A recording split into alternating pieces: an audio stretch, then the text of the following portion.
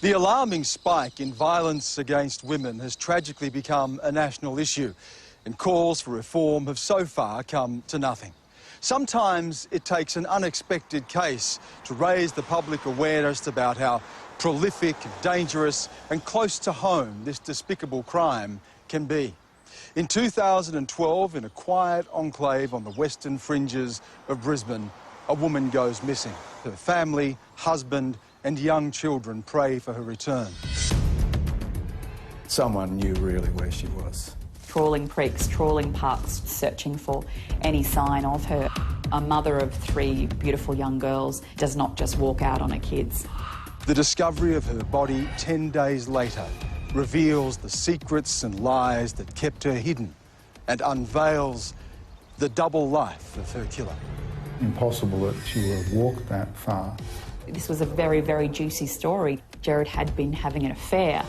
Everyone wanted to hear about the scandal. I'm Stan Grant. This is the story of Gerard Baden Clay on crimes that shook Australia.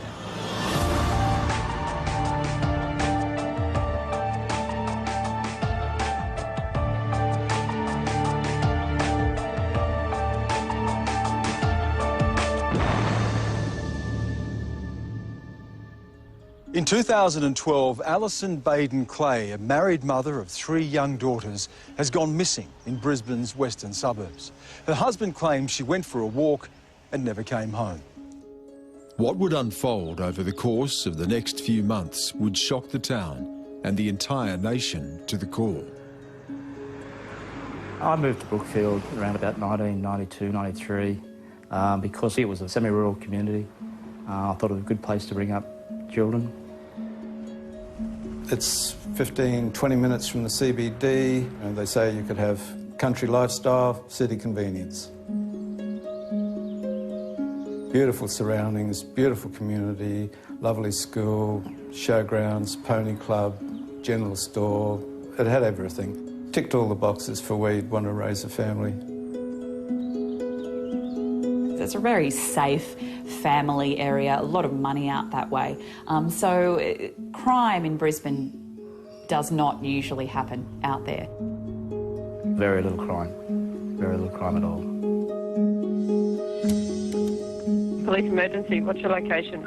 Good morning, Brookfield. And what's happening there? My wife isn't home. And I don't know where she is. What's your name, first of all? I'm sorry. Gerard. And your last name, Gerard? Baden Clay. And what's your wife's name? Alison with 2 L's.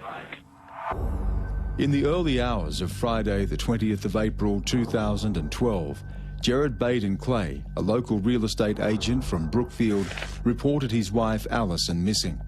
Police were quick to respond, and word began to spread about the disappearance. A friend from Brisbane phoned up and knew the real estate connection and said, you know, Alison Baden Clay's gone missing, and I was just in shock. He was this beautiful Alison Baden Clay, this mum with 3 beautiful young girls, and they were a well-known family in the community. People don't generally go missing in Brookfield, so it was a surprise. Was treated like just any other missing person, perhaps, you know, a mum who'd gone off for a walk. I don't want to be alarmist. I tried the 131 number, but just went on forever. Yep. All right, Gerard. I'll get police to come and see you, okay? All right. Thanks, Gerard. Bye-bye. 45-year-old Gerard Baden Clay married Alison in 1997. The couple travelled the world before settling in Brookfield in 2000, where they had 3 daughters. The family were well known and loved, and when Alison disappeared, police immediately established a task force and rallied the community into action. Obviously there was deep concern, and at that stage no one knew what had happened. Nobody in the general community, that is. I got a call from the police asking to use our clubhouse as a command post. The search was structured from Brookfield Oval, and I remember the emergency services out trawling creeks, trawling parks, trawling the neighbourhoods, searching for any sign of her.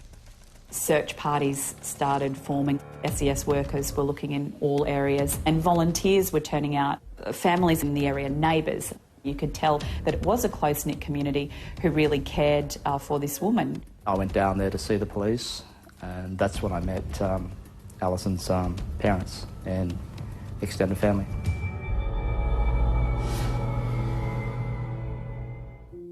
Brookfield Oval, in the centre of the town, acted as a focal point for the police investigation and was located just 200 metres from the Baden Clay home. As the search progressed, with local residents and volunteers involved, police held an appeal for information. It fell to Alison's parents, Jeff and Priscilla Dickey, determined to do whatever it took to find their daughter, to face the daunting task of speaking to the media. Please, please help us to find our dear Alison. Our lives will never be the same. We must find her. When Alison's parents did make the public appeal, it was incredibly emotional, incredibly upsetting. You could tell that they were so worried, they were so concerned about Alison's disappearance. They were concerned for her well-being, very concerned, and she was much loved, well-loved person. I think it became one of the most covered crime cases in Australia in about a decade. There was huge interest. It became not just a state story of relevance in Brisbane. Sydney was interested. For Sydney to be interested, that's big.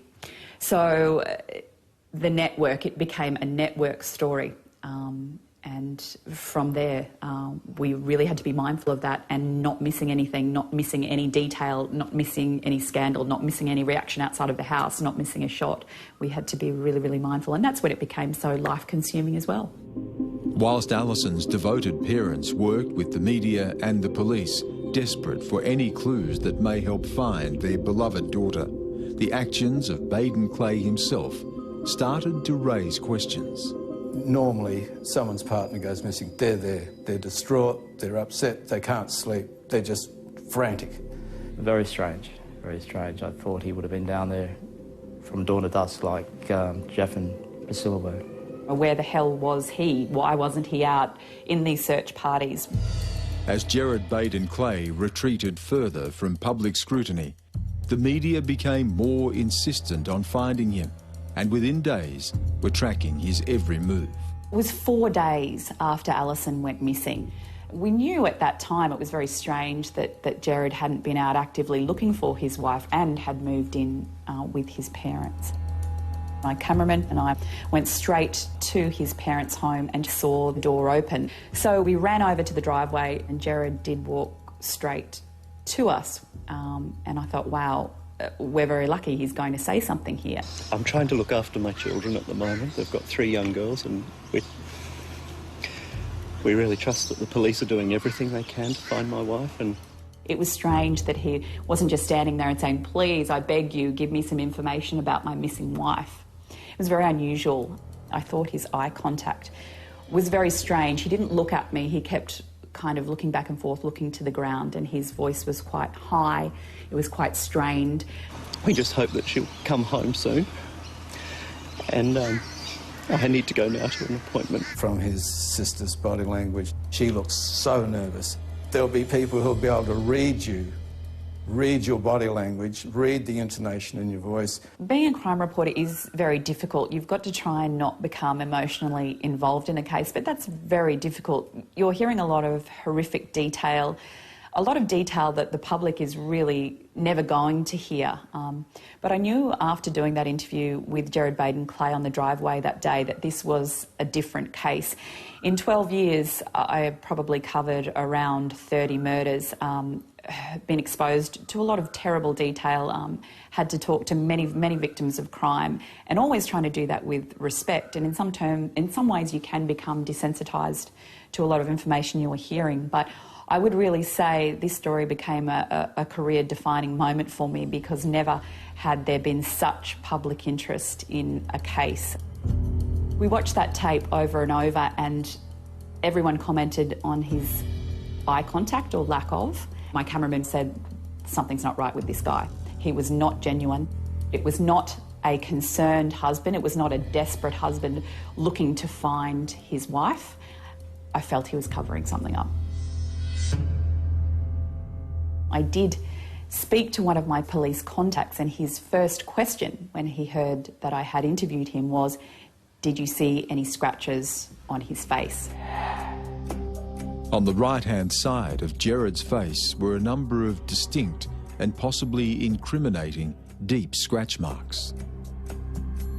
At that point in time, I didn't know there were scratches. I wasn't looking for them. I went straight back to the tape. I had a look at it, and Gerard had been shielding that side of his face. When police did arrive at the house, he was very cool, he was quite calm, but they immediately noticed the scratches.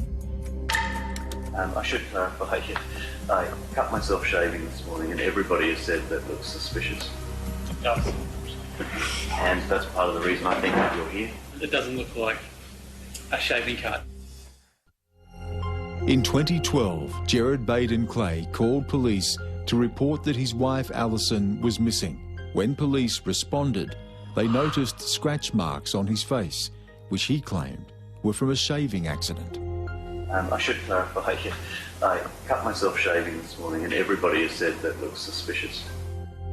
This explanation raised immediate suspicions, and police were keen to investigate further into the life of the real estate agent who was familiar to residents in the Brookfield area.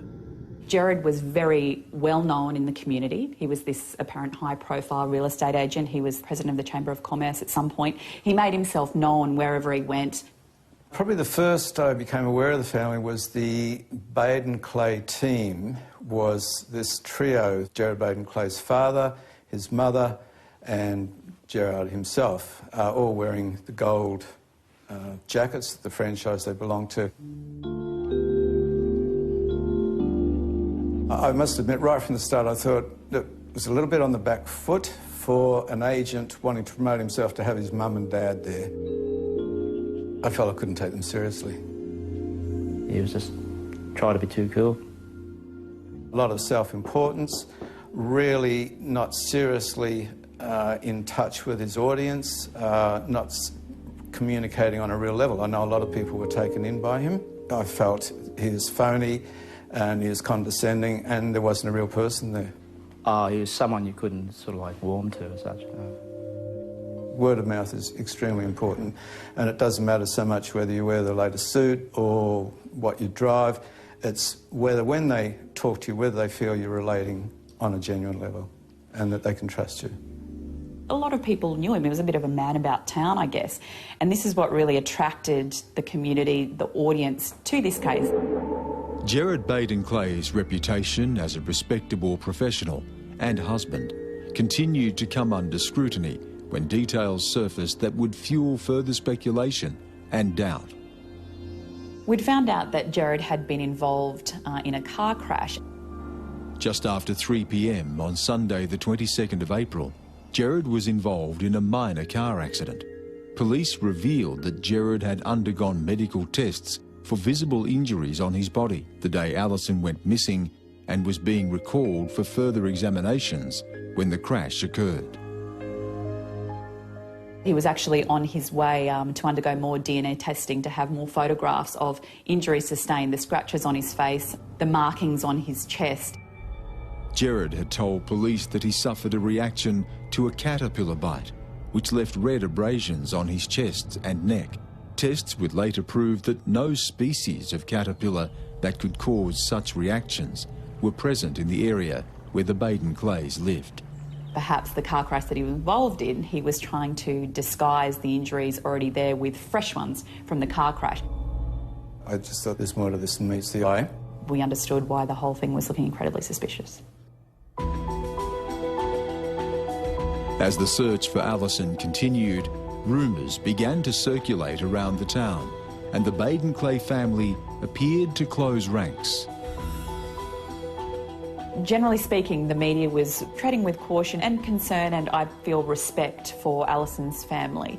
It was a very different front in regard to the Baden Clays. They were always trying to hide from us, even escaping through neighbours' yards, jumping into different cars, borrowing friends' cars. It was just always quite strange that they weren't more cooperative with the media in the search for Alison. I found it quite distasteful the way his parents were reacting to it, and that they didn't appear to have any real concern. There was a Team A in the community and a Team B. There's a larger team supporting the Dickies. As Alison's family maintained a vigil at Task Force Base, police asked Brookfield residents to search their properties, while over 400 emergency service volunteers on foot and horseback continued the search for Alison 10 days after she went missing. The area was also quite residential, but there were some big properties as well. It was a very wealthy area, so police had encouraged landowners to search whenever they could as well to see if there was any trace of Alison, any clothing, and anything which might help them with the investigation.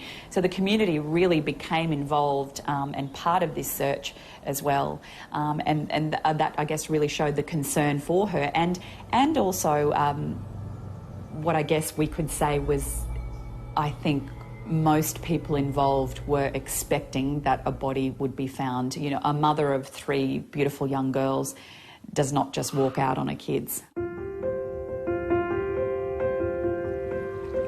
The Brisbane River is a good place for kayaking, and it's really nice to go kayaking early in the morning. Probably most people don't even know exists. It's very quiet in that part of the river. Daryl Joyce, a professor of horticulture and resident of Brisbane's western suburbs, was enjoying the first morning of his holidays.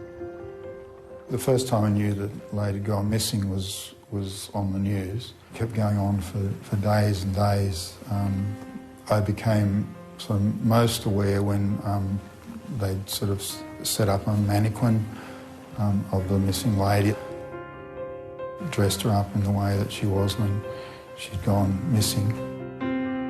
And because it was local, and naturally we were all wanting to know what was happening, took a special interest in it. Colo Creek is 14 kilometres from Brookfield. It's a small side creek that flows into the Brisbane River. Famed for its nature reserves and rich vegetation, the river and side creeks are often inaccessible on foot. The Colo Creek itself, when you come off the Brisbane River, it's got a wide opening.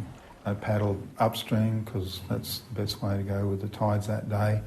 And as I got closer to the bridge, I saw a body lying on the creek bank immediately underneath.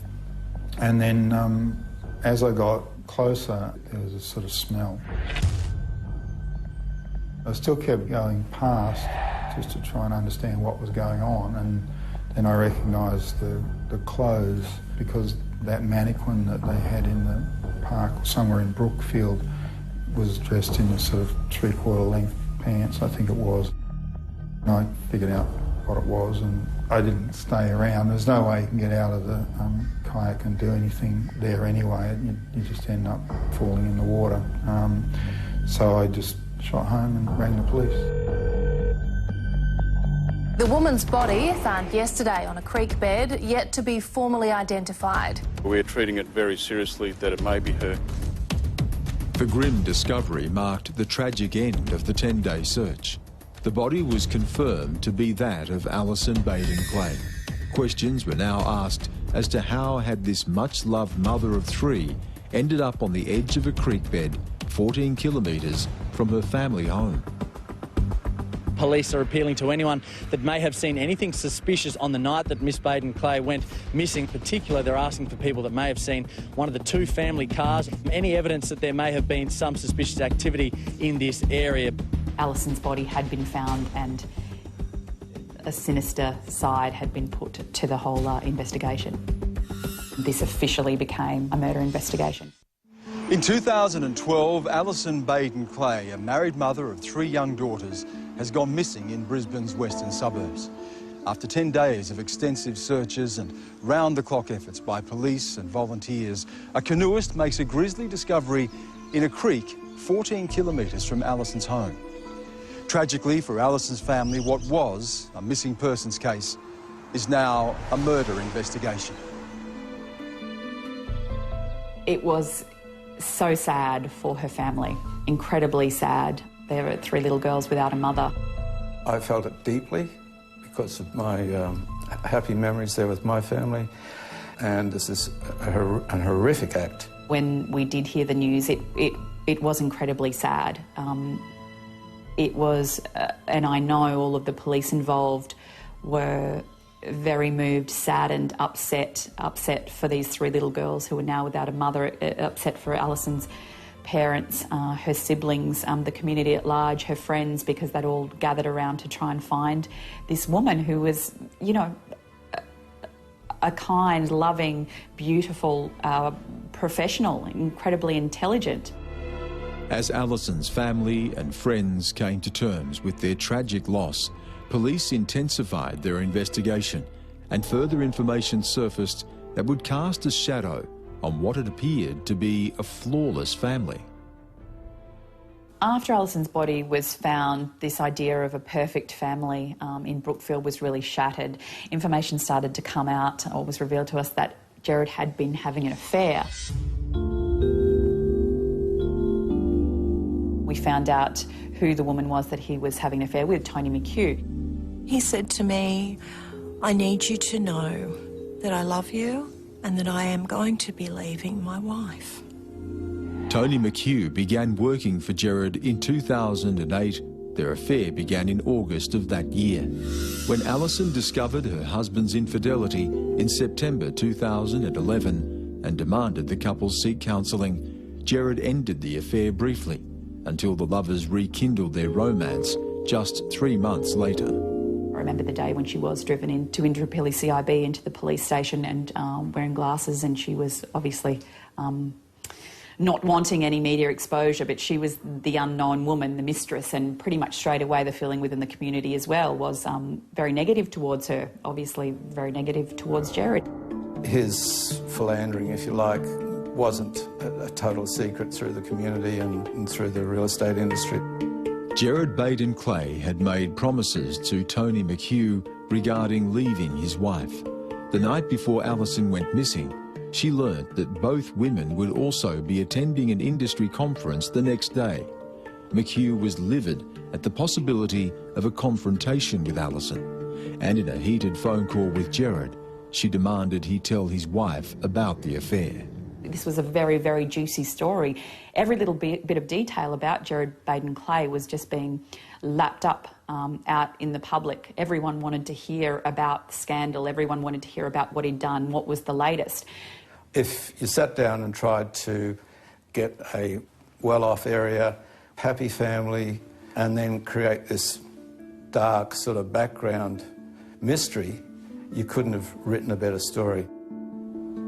As police dug deeper, the private life of Gerard Baden Clay began to untangle spectacularly in public view as more startling revelations came to light. We also began to find out that Gerard was in a lot of financial difficulty. He'd also bumped up Alison's life insurance policy. Gerard Baden Clay immediately lodged a claim on his wife's life insurance the day her body was found. It's a supreme arrogance and feeling that he could just pull the wool over everybody's eyes and they'd buy it. They'd just buy it. All of these factors were really pointing towards something incredibly suspicious about this case. It was not a golden, perfect family. There were a lot of cracks in this marriage. Affairs, financial difficulties, life insurance policies, and a major task force investigating his wife's murder. The deck was being stacked against Gerard Baden Clay, and every detail of his personal life was played out in public view. All eyes were on Gerard Baden Clay, so that ramped up our coverage to a whole other level. It's pretty much 24/7 coverage of his parents' house. I don't think I've ever known a tragedy of this kind to have so much publicity. Quite often you'll hear about it on the news, and you might hear it in the morning. You'd be lucky if you hear it in the evening, 1 or 2 days, and it's gone. Everyone was talking about this case. It was a massive ratings period for TV news bulletins in Brisbane at that time. With the salacious details of Gerard Baden Clay's life now publicly exposed, police carefully considered every detail of the case, and their investigation intensified to include personal possessions. There continued to be a huge police presence at Gerard Baden Clay's parents' house. Several occasions in the coming days and weeks, detectives would go to the house. I remember one particular day they left carrying a lot of brown paper bags, so we knew that they were taking evidence to examine back at the police station. The location of Alison's body also helped police with vital clues that would identify her movements before and after death. Dr. Gordon Guymer, a forensic botanist and director of the Queensland Herbarium, was instrumental in assisting police in the murder investigation. I worked on the leaf material that was collected from the head and shoulders and hair of Alison Baden Clay. Then I could identify there was leaves from 6 different species. There was no other material, no other botanical material, which I would have expected. There would have been some grass seeds or some other material, but there wasn't, which I was a bit surprised. So then I rang the police and said that now I'd like to go to Colo Creek and then to the house. Forensic experts revealed that Alison's body had lay undisturbed on the bank of Colo Creek for 10 days. Dr. Guymer had expected more local plant material to be present on her body, and the lack of this seemed unusual. I did a full survey of that Colo Creek area where the body was found, recorded all the species, got my binoculars out and scanned up and down the creek, and basically could only see 2 of the 6 species that I'd found in her hair. These missing species led Dr. Guymer to one inevitable conclusion. The other plant matter must have come from a different location, suggesting her body had been moved to the creek from elsewhere. And then we moved to 593 Brookfield Road to the house, and all the 6 species were present. So then I went back to the detective and I said, I can see six species, all 6 species are there. Dr. Guymer's botanical discoveries were proof that specific leaves from the Brookfield home were present in Alison's hair. This then begged the question, how did those leaves get there? The only explanation I sort of heard put forward by the husband was that she'd gone for a walk early in the morning and then, you know, something had gone wrong. I know that it's a long way from where she would have been walking at Brookfield, and impossible that she would have walked that far. I decided that I needed to do far more investigation and more or less walked that 14 kilometres, recorded all the species along that route, and particularly the 6 species that were found in her hair. There was no part of that road which had all 6 species, so therefore it was impossible that the leaves in her hair could have got there by walking the 14 kilometres from her house to Colo Creek. 43-year-old Alison Baden Clay's body has been found under a bridge 10 days after she was first reported missing. While Alison's body underwent forensic testing to determine what had happened to the young mother of 3, Dr. Gordon Guymer's botanical expertise led to an alarming discovery that shifted the focus to the Brookfield home, where the evidence suggested Alison had died. The presence of species in the forensic evidence is critical in looking at crime reconstruction and possible scenarios of where Alison was at certain times. On the botanical evidence alone and a possible scenario, she was likely to be on the back patio area. That's consistent with the leaves, the age of the leaves, the species that occurred in her hair.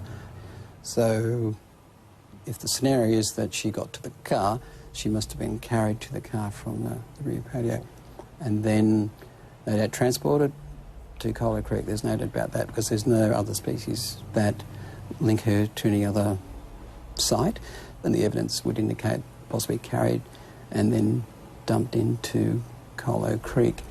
When I was there, you got lots of seeds and grasses on your clothing, would indicate that she must have been carried and put into Colo Creek. More shocking revelations began to surface as police carried out forensic tests on Alison's car. Traces of her blood were discovered in the boot and on the door. I remember a day that detectives arrived at the house. That day in particular, we knew something was going on. We all got particularly anxious. We thought, wow, I wonder if today's going to be the day that they'll arrest him. Everyone assumed that was going to happen, and we were just waiting. We were on 24-hour standby. This whole scenario is like a classic Agatha Christie story.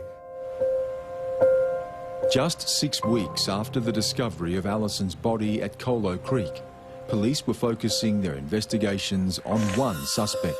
Gerard Baden Clay was taken to the police headquarters and interviewed. Gerard had gone into the station with his lawyer. We all sprinted, jumped into the news cars to get over to Indooroopilly CIB. Everyone was set up, ready to go. And I remember it wasn't a long period of time before Gerard Baden Clay's lawyer did surface and said that his client had been charged, so he'd effectively been charged with the murder of his wife. Denying any involvement, Gerard is arrested and charged with her murder. The elaborate web of lies and deceit this apparently devoted husband and father has spun began to unravel dramatically in public view. It was adrenaline overload. We were expecting it to happen, but I think everyone was almost in shock. I don't feel anyone was surprised, but there was a real relief, and finally this has happened. Finally this guy is going to have to face court. I'd become so engrossed and involved in this case for 2 months that it really was a bittersweet moment when he was arrested. When a young mother is killed, is found dead, and she's got 3 young girls, and you see how grief-stricken her family is, it just doesn't affect the immediate family as well. It's friends, it's the wider community. It was shocking. My feelings were towards the daughters, towards her parents, the Dickies, and trying not to, express my anger towards him. With the local real estate agent in custody, everybody braced themselves for what was sure to be an explosive trial. After 2 years of investigations, 1,500 lines of inquiry and 500 witness statements, the trial began in June 2014, with police and prosecutors confident in their case against Gerard Baden Clay. Yes, this is a very challenging case. I'm not there to join the dots. I'm there to provide the dots. And I was hopeful that the evidence I gave in court assisted the jury in making their decision. Really interesting to see then how all of the pieces fell into place. Those little bits of information that were trickled to us, then that made sense. It was all fascinating to follow it and see how it all played out in the courts. At the very start of the trial, Gerard Baden Clay pleaded not guilty, claiming he had nothing to do with his wife's disappearance or death. During the court proceedings, extracts from Alison's diary were read aloud to the jury, revealing a wife and mother struggling with her marriage. What really struck a chord with me was how troubled this marriage was, and information that came out from Alison's diaries. Outside, they looked like the perfect family. Successful real estate agent, beautiful, kind, friendly, loving, professional woman. They had 3 beautiful kids. Everyone loved the family. Definitely loved Alison and her children anyway. And what was so sad is that there was this woman who was battling on the inside and was not revealing any of that information to anyone. Alison's diary revealed a heartbreaking existence within a troubled marriage. Insecurities arising from Gerard's continued infidelity, his refusal to be intimate, psychological and emotional abuse resulting in frustrations regarding body image and self-worth, destabilised a strong and proud woman. What went on behind closed doors, a lot of people didn't know about it, even though her friends did pick up certain behaviours and said they didn't like Gerard Baden Clay. But Alison continued to gloss over it all. Following 2 years of investigations, a month-long trial and 5 days of deliberations, on the 15th of July 2014, jurors delivered their unanimous verdict. Guilty. Gerard Baden Clay went from suburban real estate salesman to cold-blooded killer. Gerard Baden Clay, a 46-year-old father of 3, was sentenced to life imprisonment for the murder of his wife Alison and ordered to serve a minimum term of 15 years. Thank God, this bastard who's done this to this beautiful, caring, kind, lovely woman is going to be behind bars. Yes, it was a very rewarding experience working with the Queensland Police, and I was very impressed with the way they operated, how professional they were, how precise, meticulous. We never got to meet Alison, but dealing with the Dickey family and the extended family, after this lengthy investigation, I feel we know her. It was relief for the family of Alison Baden Clay. So those girls didn't lose just the mother, they lost the father as well. I hope also for the daughters that whilst they've been robbed of the pleasure of their mother for the rest of their life, that I feel there's something of her spirit will always be with them. And I just feel that her love is with them.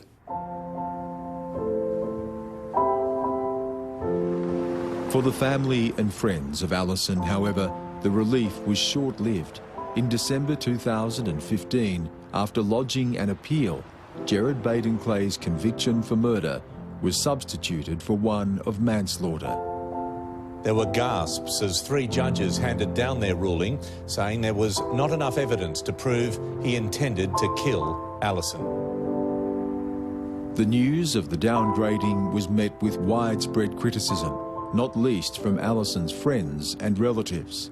Justice has not been served to Alison and her family. The condemnation of the downgrading has helped shine a light on the growing and troubling issue of domestic violence, a problem that is affecting the whole of Australia. Domestic violence happens everywhere, but she's really highlighted to the wider community that it's something we need to give focus to. I think what it highlighted for me is that the media were focusing on what they didn't even know was a common problem. Diane Mangan is the CEO of DV Connect Brisbane, a statewide telephone service offering help and support to anyone affected by domestic or family violence.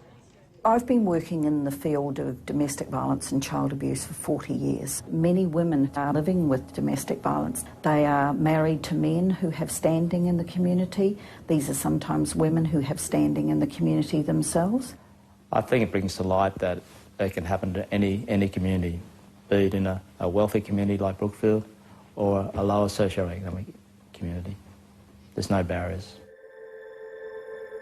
Sometimes women need to know that it's not a shame factor, that they need to reach out to the family. And it's important for the family to let them know that. If anything can be taken from this terrible situation, she's become a poster girl for domestic violence. And as a consequence, we see what's happening in Australian government at the moment. So much more funding is being allocated to domestic violence issues. It is very warming to see that perhaps other women can benefit from campaigning and funding and awareness which has been generated from this terrible, terrible story. In a fitting tribute to Alison after her death, the Alison's Gift Foundation was established by family and friends. The organisation assists young victims of crime by providing financial assistance and support. It's generally a family in pain that is driven to activism that leads the country into a change of attitude. This is where these changes come from. It's the death, the tragedies that propel families to want to keep it focused. And communities feel a great sense of compassion for something that's led by people who are suffering. Whilst she's gone, the goodness from her life has just become magnanimous, and it's just, that part of it is brilliant. I hope it gathers momentum, and I hope that people really get behind it, and I know the Brookfield community will keep it going because she was so well loved. Yellow is significant to the foundation as it was Alison's favourite colour, and the lighting of Brisbane's Story Bridge on July 31st, 2015 was in memory of Alison and other victims of domestic violence. The lighting up of the bridge, the yellow, the flowers. She was so talented, she was intelligent, she'd had a really good career, and she gave it all up to become, you know, his wife and help him out with his business, and end up paying the ultimate price for it. If anything positive can be taken from this tragedy, is that perhaps more awareness is being raised for other victims of family violence and the foundation that her friends and family have set up. And also we see what's happening within the Australian government is actually acting at the moment as well, and devoting more funding to domestic violence. And it's really, you can really hope that from this case perhaps other women who are suffering in similar situations will come forward, even tell a friend, even a family member, just talk to someone about it so that something so extreme and tragic never has to happen again.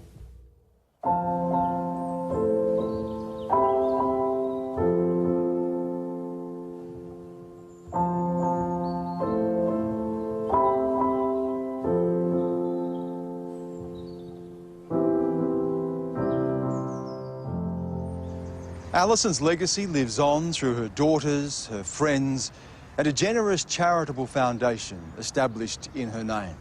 Alison's gift aims to assist women and children affected by crime and encourages people to live with love and compassion in their life, something everyone, everywhere should be deserving of. I'm Stan Grant. Please join me next time for more crimes that shook Australia.